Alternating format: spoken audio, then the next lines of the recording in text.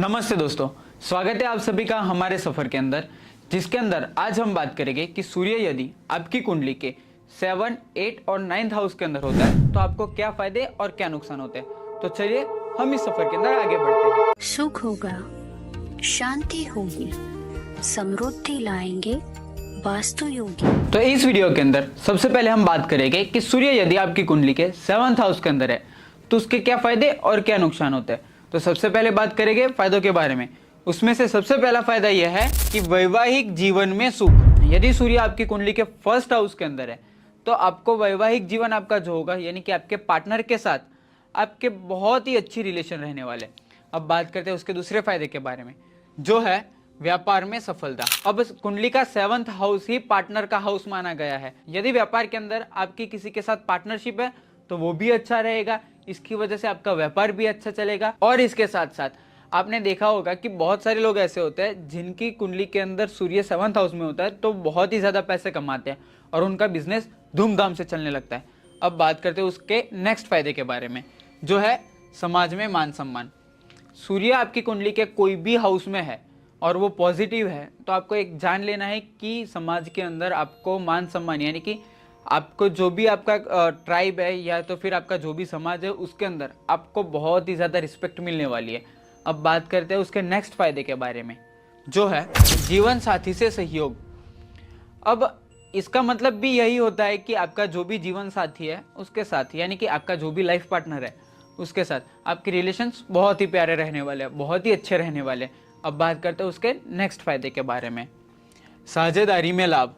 मैंने पहले भी बताया कि कुंडली का 7th हाउस पार्टनरशिप का हाउस है, तो साझेदारी यानी कि पार्टनरशिप। यदि सूर्य आपकी कुंडली के 7th हाउस के अंदर पॉजिटिव है ना, तो आपको एक चीज़ समझ लेनी है कि आपकी जिस किसी भी व्यक्ति के साथ पार्टनरशिप होगी वहाँ से आपको फ़ायदे ही फ़ायदे मिलेंगे।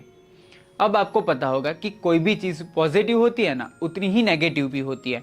तो जैसे कि सूर्य है तो जितना पॉजिटिव रिप्लाई जिस चीज़ों में देता है उतना ही नेगेटिव रिप्लाई भी उसी चीज़ों में देता है। उसके नुकसान के बारे में अगर हम बात करते हैं तो सबसे पहला है कि वैवाहिक जीवन में तनाव। फायदों में क्या था कि वैवाहिक जीवन में सुख, अगर वो पॉजिटिव है तो। लेकिन अगर नेगेटिव है तो आपको ये जान लेना है कि आपका जो भी वैवाहिक जीवन है उसके अंदर आपको बहुत ही ज़्यादा तनाव, यानी कि खिंचावट महसूस होगी, एक दूसरे से ज़्यादा उखड़े उखड़े रहोगे, दूर दूर रहोगे, एक दूसरे से ज़्यादा झगड़ा करोगे। अब उसके नेक्स्ट नुकसान के बारे में अगर हम बात करें तो है कि जीवन साथी से अहंकार के कारण मतभेद। अब सूर्य आपको पावर देगा, नेगेटिव होगा तो भी वो पावर देगा, लेकिन वो नेगेटिव पावर देगा। अगर आपको पावर दे दी है तो आपके अंदर ईगो आ जाएगा। ईगो की वजह से आपका जो भी लाइफ पार्टनर है उसके साथ आपके झगड़े ज़्यादा बढ़ जाएंगे और आपसी क्लैशेस के कारण आपका जो भी रिलेशन है वो खराब होने लगेगा। अब हम बात करते हैं उसके नेक्स्ट नुकसान के बारे में, जो है व्यापार में उतार चढ़ाव। अब सूर्य आपकी कुंडली के 7th हाउस के अंदर है और वो नेगेटिव परफॉर्म कर रहा है, तो आपको जो भी आपका बिजनेस रन कर रहा है उसके अंदर डाउन्स एंड फॉल्स, यानी कि फॉल्स और अप्स दोनों आने वाले हैं। क्योंकि कोई भी चीज़ एक लेवल पे नहीं चल सकती, कभी ऊपर जाती है कभी नीचे जाती है, कभी ऊपर जाती है कभी नीचे जाती है। लेकिन सूर्य यदि नेगेटिव परफॉर्म कर रहा है तो ये ज़्यादा होगा आपके साथ, तो ये चीज़ का आपको ध्यान रखना है। अब बात करते हैं हम उसके नेक्स्ट नुकसान के बारे में, जो है रिश्तों में अस्थिरता। अगेन वही चीज़ वापस से आ रही है कि सूर्य यदि आपकी कुंडली के 7th हाउस में है और नेगेटिव परफॉर्म कर रहा है तो आपके अंदर अहंकार आ जाएगा। अहंकार आने की वजह से आपको क्या होगा कि आपके जो भी रिलेटिव्स है उसके साथ आप सही ढंग से बात नहीं करोगे, उनके सामने आप आपका ईगो दिखाओगे, उसकी वजह से आपके रिश्ते खराब होने वाले हैं। नेक्स्ट उसका नुकसान ये है कि विलंबित विवाह। अब आपने देखा होगा कि बहुत सारे लोग कुछ उम्र निकल जाने के बाद, यानी कि उनकी कुछ एज चली जाती है या जो परफेक्ट एज ऑफ मैरिज है वो चली जाती है, उसके बाद वो लोग शादी करते हैं या तो फिर वो लोग मैरिज करते हैं।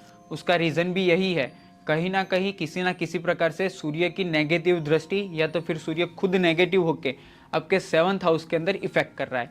तो ये बात हो गई सूर्य यदि आपकी कुंडली के 7th हाउस में है तो उसकी। अब हम बात करेंगे कि सूर्य यदि आपकी कुंडली के 8th हाउस के अंदर है तो उसके क्या फायदे हैं और क्या नुकसान है। तो चलिए उसके अंदर हम आगे जाते हैं। अब मैंने पहले भी आपको बताया कि कोई भी चीज होती है उसके दो साइड्स होते हैं, ऐसे ही 8th हाउस के अंदर भी परफॉर्म होता है। तो सबसे पहले हम बात करते हैं उसके फायदों के बारे में। उसमें से सबसे पहला फायदा है कि गुप्त ज्ञान और आध्यात्मिकता में रुचि। 8 हाउस को धार्मिक हाउस भी माना जाता है। अगर 8 हाउस के अंदर सूर्य है तो वो आपको सीक्रेट नॉलेज, इसके साथ साथ धार्मिक यानी कि आपको डिवोशनल व्यक्ति बना सकता है, आपको धार्मिक व्यक्ति बना सकता है। अब उसके बाद हम बात करते हैं उसके नेक्स्ट फायदे के बारे में। अब हम उसके नेक्स्ट फायदे के बारे में बात करते हैं, जो है शोध और अन्वेषण में सफलता। अब आपने देखा होगा कि बहुत सारे ऐसे लोग होते हैं जो कोई ना कोई चीज़ को ढूंढते रहते हैं, जैसे कि कोई साइंटिफिक हो गया या तो फिर कोई लिटरेचरिस्ट हो गया। वो लोग क्या होता है कि कोई ना कोई नई चीज़ें ढूंढते रहते हैं, किसी ना किसी चीज़ में से कोई ना कोई नई चीज़ कैसे निकले उसको ढूंढते रहते हैं, यानी कि उनका काम है रिसर्च करना। अगर ऐसे व्यक्ति आपको दिखते हैं तो आपको समझना है कि 8 हाउस के अंदर कहीं ना कहीं किसी ना किसी प्रकार से सूर्य पॉजिटिव है या तो फिर उसकी पॉजिटिव दृष्टि उसके ऊपर आ रही है। अब हम बात करते हैं उसके नेक्स्ट फायदे के बारे में, जो है दीर्घायु। दीर्घायु का सीधा सीधा अर्थ है कि लंबी आयु आने वाला, काइंड ऑफ इमोर्टल तो नहीं बोल सकते हम उसको, लेकिन लॉन्ग लाइफ जीने वाला व्यक्ति। अब हम किसी को आशीर्वाद में भी यही देते हैं कि भाई दीर्घायु भव, तो इसका सीधा सीधा मतलब यह है कि सूर्य यदि आपकी कुंडली के 8 हाउस के अंदर है तो आपको यह समझ लेना है कि आपकी आयु लंबी होगी, यानी कि आपकी लिविंग लाइफ ज़्यादा होगी।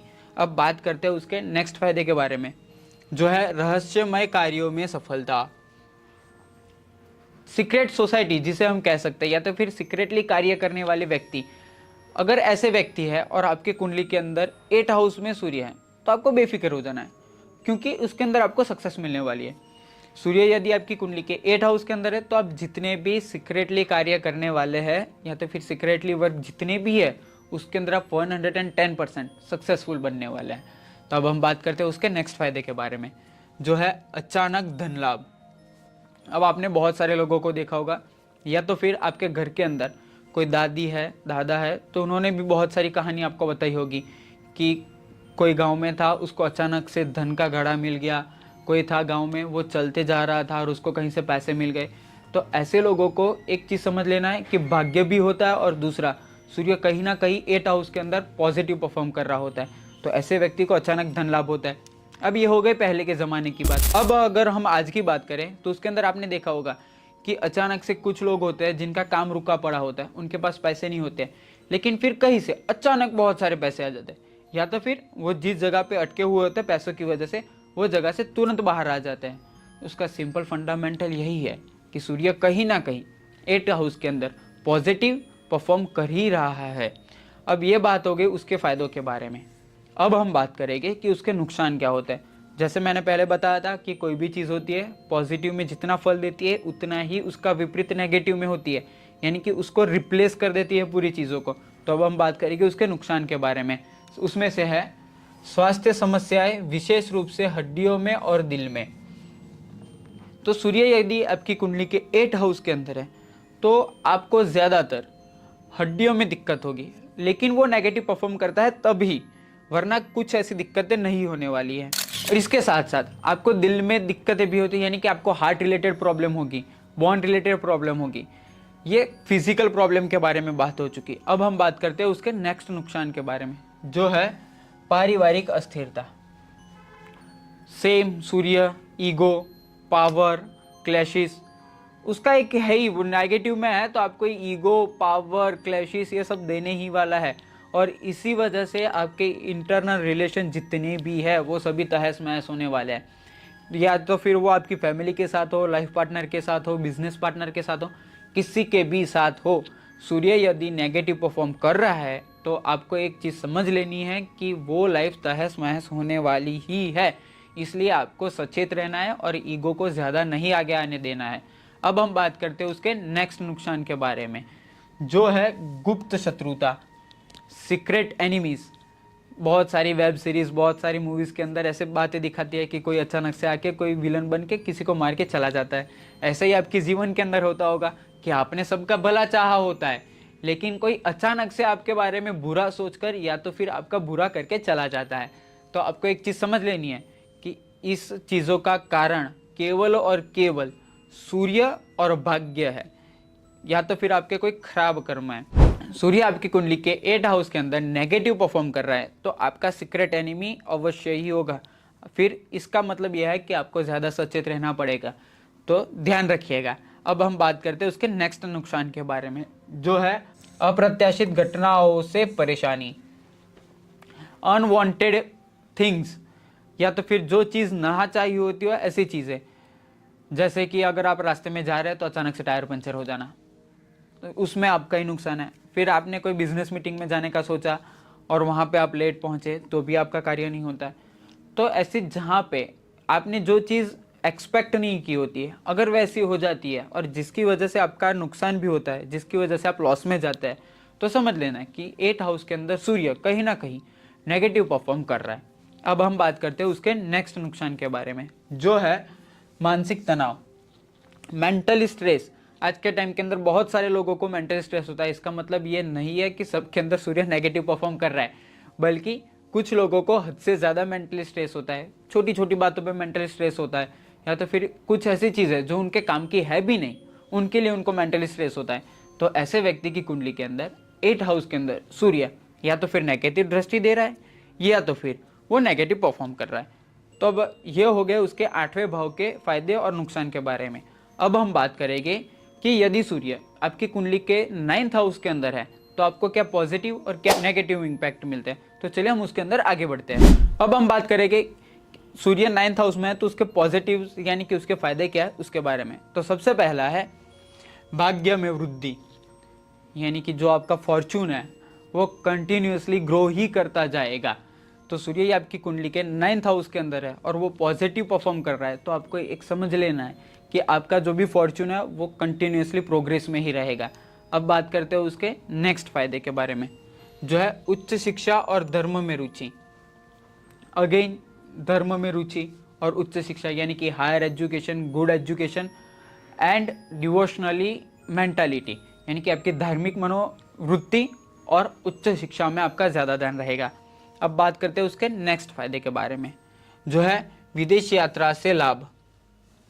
अब बहुत सारे लोग ऐसे हो गए या तो फिर बहुत सारे ऐसे बिजनेसमैन हो गए जो इंडिया के अंदर लॉस के अंदर बिजनेस करते हो गए, लेकिन जैसे ही वो आउट ऑफ इंडिया जाते हैं उन्हें तुरंत प्रॉफिट होने लगता है। या तो फिर बहुत सारे ऐसे विद्यार्थी हो गए जो इंडिया में बहुत ही गंदा परफॉर्म करते हो गए स्टडीज़ में, लेकिन जैसे ही वो बाहर जाते हैं तो तुरंत ही वो बहुत ही अच्छा परफॉर्म करने लगते हैं। तो एक टाइप से उनका कल्चर भी बोल सकते हैं, इनका नेचर भी बोल सकते हैं, लेकिन कहीं ना कहीं सूर्य आपके 9th हाउस के अंदर पॉजिटिव इम्पैक्ट कर रहा है, जिसकी वजह से आप बाहर जाते हैं तो आपको बहुत ज़्यादा बेनिफिट होता है। अब बात करते हैं हम उसके नेक्स्ट फायदे के बारे में, जो है पिता से सहयोग। ज़्यादातर लोगों ने देखा होगा कि उनके पिता के साथ उनके आपसी मतभेद बने रहते हैं, यानी कि इंटरनल क्लैशिश रहता है। लेकिन सूर्य यदि आपकी कुंडली के 9th हाउस के अंदर है तो आपके पिता के साथ आपके जो भी रिश्ते हैं, यानी कि पिता और पुत्र, फादर एंड सन का जो भी रिश्ता है, यानी कि जो भी रिलेशन है वो बहुत ही अच्छा चलने वाला है। अब हम बात करते हैं उसके नेक्स्ट फायदे के बारे में, समाज में मान सम्मान। अगेन सूर्य, राजा, प्रतिष्ठा, ये सब तो मिलने ही वाला है। तो वो चाहे कोई भी हाउस में हो, उसमें कॉमन चीज़ यही है कि आपको धन लाभ होगा और मान सम्मान मिलेगा। इसके साथ साथ समाज में वृद्धि होगी, ये कॉमन फैक्टर है उसके। तो एक चीज़ को दिमाग में डाल देना है, अगर वो पॉजिटिव परफॉर्म कर रहा है तो आपको मान सम्मान मिलने ही वाला है, आपको रिस्पेक्ट मिलने ही वाली है। अब हम बात करते हैं उसके नुकसान के बारे में, जिसमें से सबसे पहला है भाग्य में उतार चढ़ाव। अगेन वही चीज़, पॉजिटिव और नेगेटिव, जो पॉजिटिव दे रहा है वही नेगेटिव दे रहा है।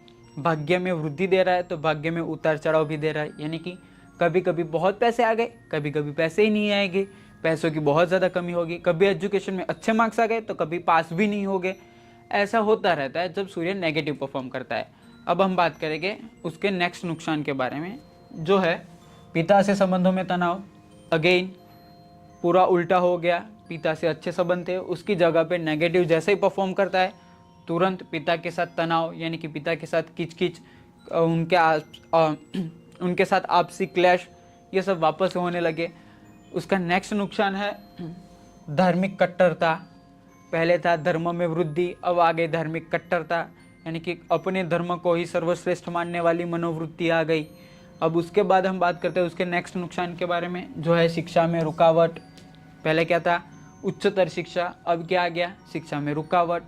यानी कि ये आप एक चीज़ समझ लीजिए, जो पॉजिटिव दे रहा है वही चीज़ को वो नेगेटिव कर देता है। आगे के नुकसान के बारे में बात करें तो वो यह है कि अत्यधिक अहंकार के कारण हानि। अगेन सेम फैक्टर, आपने देखा होगा 1 से 8 भाव के बारे में हमने बात की, उसके अंदर कॉमन चीज़ क्या थी? फायदों के बारे में कॉमन था कि पैसे आना, अच्छा मान सम्मान मिलना, धार्मिक वृद्धि, शिक्षा वृद्धि। और अगर हम नुकसान के बारे में बात करें तो उनमें कॉमन फैक्टर क्या था कि अहंकार आना, आपसी मतभेद होना, यानी कि इंटरनल क्लैशिश होना, पार्टनर के साथ अच्छा नहीं बनना। ये सब उसके ऐसे फैक्टर्स हैं जो कभी भी चेंज नहीं होते, वो हर एक भाव के अंदर ज़्यादातर फॉलो किए जाते हैं। इसके अंदर भी सेम ही है कि अत्यधिक अहंकार के कारण हानि, हद से ज़्यादा ईगो की वजह से आपके खुद के ही लॉसेस। तो इससे आपको सचेत रहना है। यदि आपको हमारी वीडियो पसंद आई है तो बने रहे हमारे साथ। धन्यवाद। वास्तु योग।